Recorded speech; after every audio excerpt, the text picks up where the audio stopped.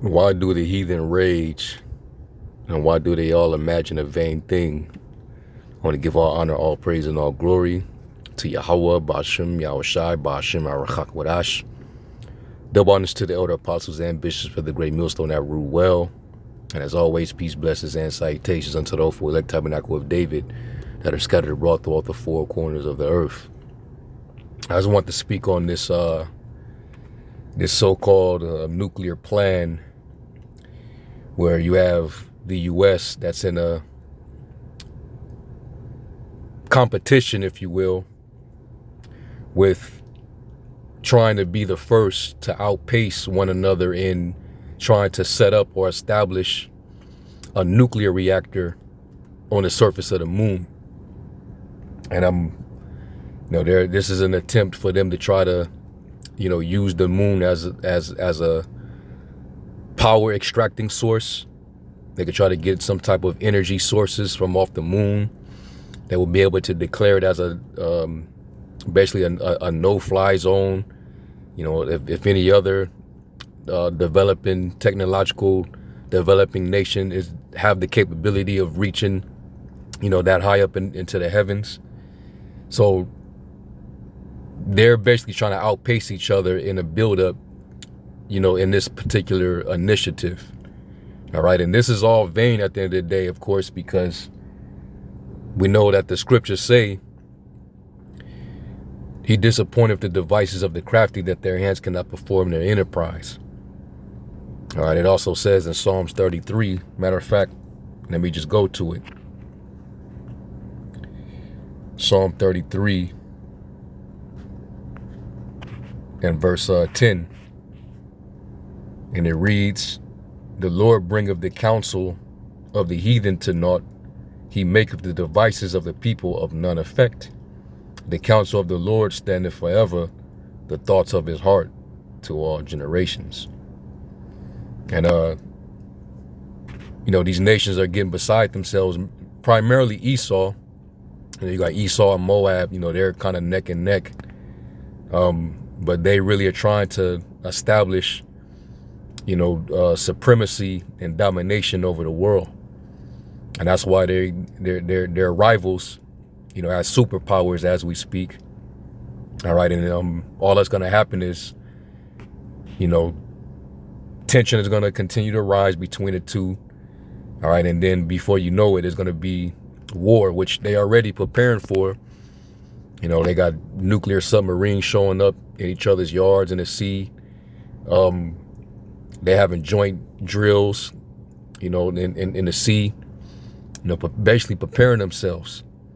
All right. So, before y'all even think y'all going to reach this objective, you more than likely going to beat and blew each other to fiery dust before you even think that you're going to succeed in this endeavor. All right.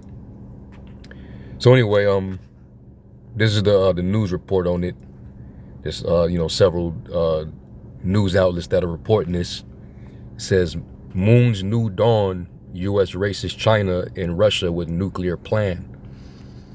All right. Now, mind you, today, this is August 6th. This is supposed to be the anniversary of the first bombing of Hiroshima.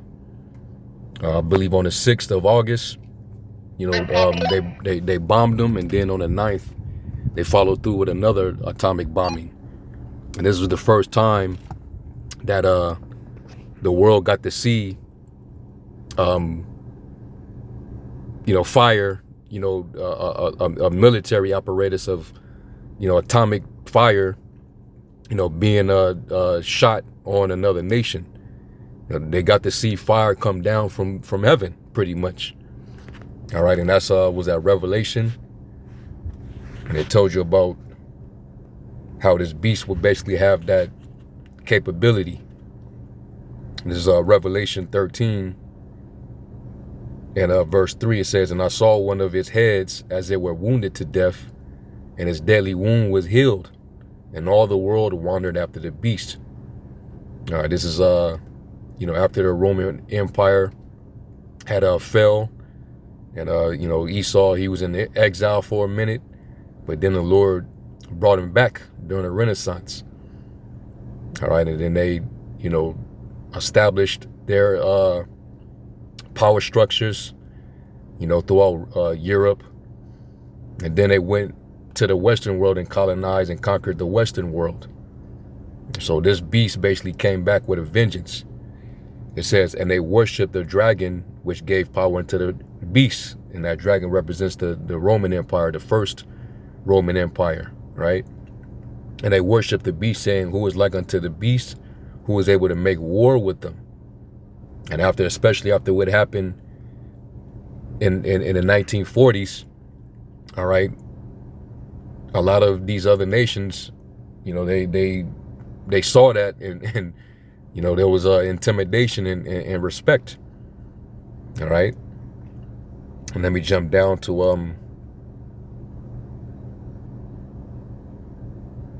this is Revelation 13 and 11. It says, and I beheld another beast coming up out of the earth. This represents America. And he had two horns like a lamb, you know, which would become a two-party a system like the ancient Roman Empire. You had the plebeians and the patricians. Now you have the Republicans and the Democrats. And he spake as a dragon. Very harsh enforced policies and legislations, like what we're seeing with Trump right now. He's turning America inside out right now, all right, with his policies. And it's going to push a lot of people, you know, towards the direction of sedition, you know, civil war, insurrection, because things are getting more and more tighter. It says, and he exerciseth all the power of the first beast before him, and causeth the earth and them which dwell therein to worship the first beast, whose deadly wound was healed. And he do a great wonder, so that he make a fire come down from heaven on the earth in the sight of men. And in that event, you know, that's what's shown, that particular wonder. Okay. So ever since then, you know, there was a nuclear arms race between the former Soviet Union, which is now, you know, Russia, and Russia is trying to regain back some of the countries that were a part of the original Soviet Union. You know, that's part of, you know, that conflict with Ukraine. You know, Ukraine was once a part of the USSR, and Russia has been trying to regain all them territories ever since under Putin. But NATO is in the way. Okay. So Russia has been building up a crazy nuclear arsenal. All right. You know, very sophisticated, very powerful. You know, basically trying to outdo the West. So they're trying to outdo each other in every aspect. You know, energy, trade, and now they're trying to have, you know, cosmic supremacy, domination. They're trying to take it into the heavens, trying to outpace each other. So this is pretty much the pride of E. And also, the scriptures talk about the pride of Moab too. So they both are two proud nations that really think that they're going to be at the top at the end of it all. And they don't even realize that Yahweh Shai, he's going to come like a thief in the night.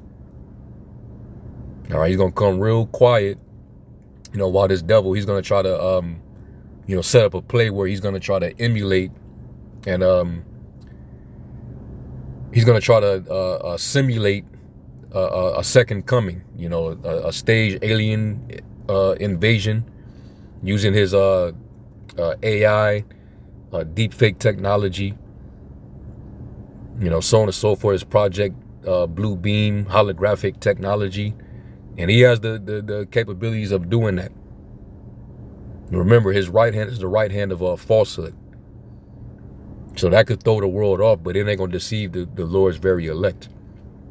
But in the meanwhile, this is what these devils are trying to operate on. All right, trying to establish superiority and supremacy over the rest of the world. So let me play this segment real quick. moon is about to become humanity's first nuclear colony. 3 nuclear superpowers have declared their intent to transform Earth's celestial neighbor into an atomic-powered outpost. This is not science fiction. This is a new reality of cosmic competition.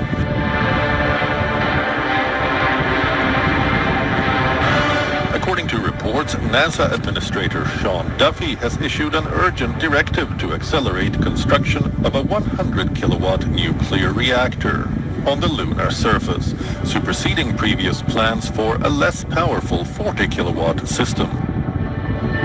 But the US is not alone in this cosmic power grab. Russia and China have already signed a deal to construct their own nuclear power plant on the moon, targeting completion by 2035 as part of their jointly developed international lunar research. And that's funny.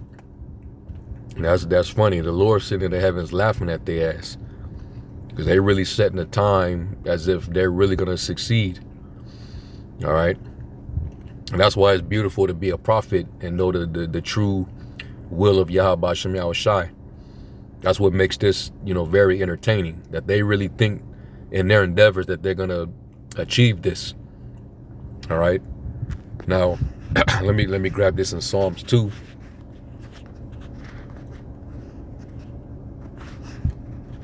Because you got to be very delusional to think this. We already know that you never went up to the moon back in 1969. That was all a fluke. And all your attempts since then has not been successful. You're not going nowhere near that moon. But now they're trying to launch a micro nuclear reactor onto the moon. Who's to say that that's going to be successful? So this is Psalms 2:1. It says, "Why do the heathen rage and the people imagine a vain thing? The kings of the earth set themselves, and the rulers take counsel together against the Lord and against his anointed, saying, let us break their bands asunder and cut away our cords from us." Meaning they think that they're going to be in power and that the Lord ain't going to have nothing to do with it. They're going to, prevent, for the Lord to come back and establish his kingdom on earth. But that's not what's happening. You've been taken down before. We had when the kingdom of Israel was established during the time of David. You were already subdued. All right, David came and took you down, put garrisons in your land, and had you servants of tribute. All right, so it's not like that's not going to be a rerun, but this time it's going to be in a lot more brutal fashion. It's going to be a lot more powerful because technology is involved. And that's why you think that you're going to have a chance to fight the Lord in the heavens. But the Lord's he's going to come down and he's going to run right through you. It's going to be a cakewalk for him. All right, it says,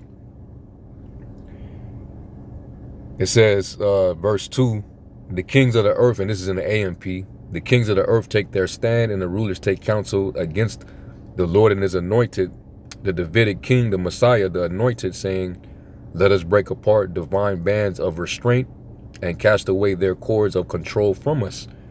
Well, hey, all things obey the Heavenly Father's will. Everything in the heavens and everything on earth. So you're under his control, whether you, it doesn't matter. All right. You're under the Lord's control. He's only going to allow you to do what he allows you to do. All right. It says, he who sits enthroned in the heavens laugh at their rebellion. And this is part of their rebellion here. All right. Thinking that they're going to do anything at the moon. Now, we know that the moon was actually created to be a lesser light, to give us light in the night. And it's also as a sign for days, for months, for our seasons and for feast days. That's the purpose of the moon. This devil, they're trying to weaponize it. All right. So this is just another act of rebellion from the heathen. And it says that the Lord's he's gonna laugh at it. It says the sovereign Lord scoffs at them, and in supreme contempt, he mocks them. All right? Because it is funny. The Lord gonna have y'all blow each other away before y'all even think you're gonna succeed at this endeavor, man. But anyway, let's hear some more of this report. Third station. 3, 2, 1. Boosters in. And liftoff of Artemis 1. And Artemis, that's their the name of their space program, the Artemis, which Artemis goes back to the Greek goddess of the moon. All right, I believe Artemis is the same as Diana of Ephesus, the same goddess deity that Jake was worshiping in Ephesus. Let me real quick do this.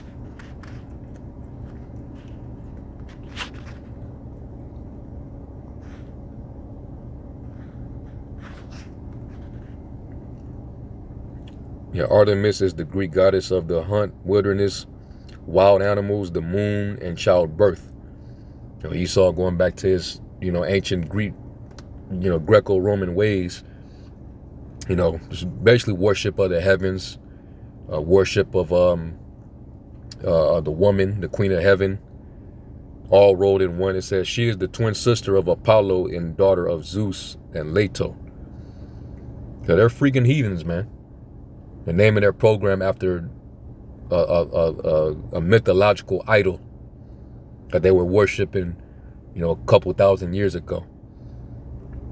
And I believe another Greek goddess, I think her name was Selene. So this is where that originates. Artemis is known for her skills as a huntress, her association with wild nature, and her role as a protector of young girls and women in childbirth. Okay. So you even had a cult of women who actually worshipped Artemis, Jake women. Okay. And they was trying to basically show their devotion by trying to abstain from sex, trying to basically remain celibate, pure as far as their virginity is concerned. And that's why Paul had to address Timothy in a letter to the church, how, you're going to have people that's going to come with seducing spirits and doctrines of devils, teaching to abstain from meats and abstain from marriage and so on and so forth. So that's what that's going into. All right. Well, let's go back.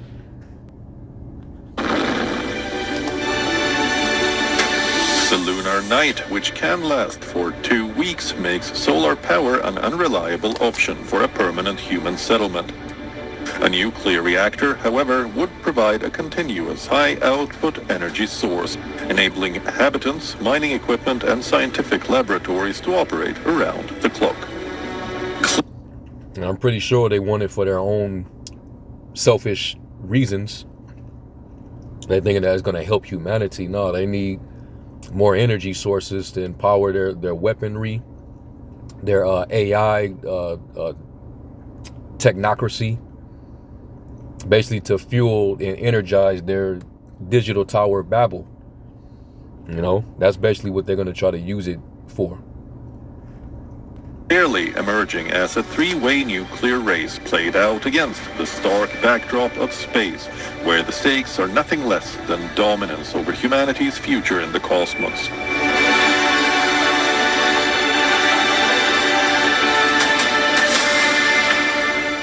The US fears that if China and Russia make it to the moon before it does, they could barricade a part of the moon, declaring it a keep-out zone, basically pushing it out of the area.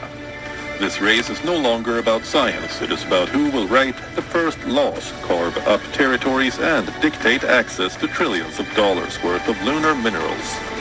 One side's triumph could lock out the rest for decades to come. Bureau Report, we own World is One.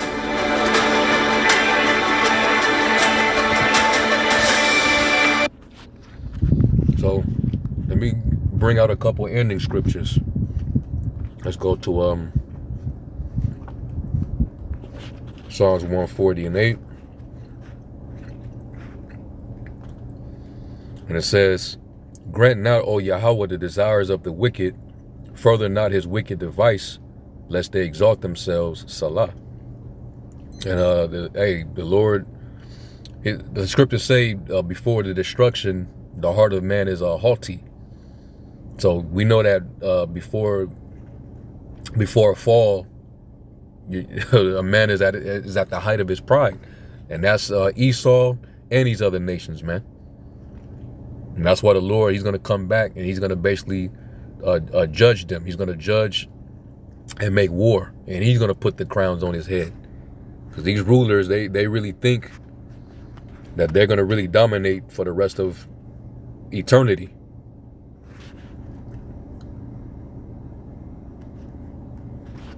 Let me go to Sirach 36. And I'm going to start at verse... I'll start at 1. It says, have mercy upon us, O Lord, God of all, and behold us, and send thy fear upon all the nations that seek not after thee. Lift up thy hand against the strange nations, and let them see thy power. And he's going to do that. As thou wast sanctified in us before them, so be thou magnified among them before us, and let them know thee as we have known thee, that there is no God but only thou, O Yahweh. And the Lord's getting ready to demonstrate that. They're ignoring the signs already. You know, the signs in the heavens. These are all signs that the Lord told us to look for. So obviously, you know, the Lord got something in the works, man. Because he's going to do exactly what he said throughout scripture. All right. It says, shew new signs and make other strange wonders. Glorify thy hand and thy right arm, that they may say, set forth thy wondrous works. Rise up indignation and pour out wrath. Take away the adversary and destroy the enemy. And that's these nations. Sake the time short. Remember the covenant and let them declare thy wonderful works. Let him that escapeth be consumed by the rage of the fire, and let them perish that oppress the people. Smite and sunder the heads of the rulers of the heathen that say there is none other but we. And especially Esau. He has that attitude, I am and none else. That's in Isaiah the 47th chapter. You know, your knowledge, it have perverted you. And I say, I am and none else. You putting your trust in your technology, the advancement, you know, of your, you know, your science, your technology, your ability to, you know, go outer space. But like it says in Obadiah, and this is what I'm going to leave it with. This is Obadiah, verse 3. It says, the pride of thine heart have deceived thee, thou that dwellest in the clefts of the rock, whose habitation is high, that saith in his heart, who shall bring me down to the ground? Though thou exalt thyself as the eagle, and though thou set thy nest among the stars, you're trying to establish yourself in the heavens, thence will I bring thee down, saith the Lord. All right, and that goes for all you nations as well. All right, Moab, you're going to be brought down too. So that's pretty much it. You know, hopefully y'all were edified. Call Lord Yahweh Shai, and until the next one, Shalom.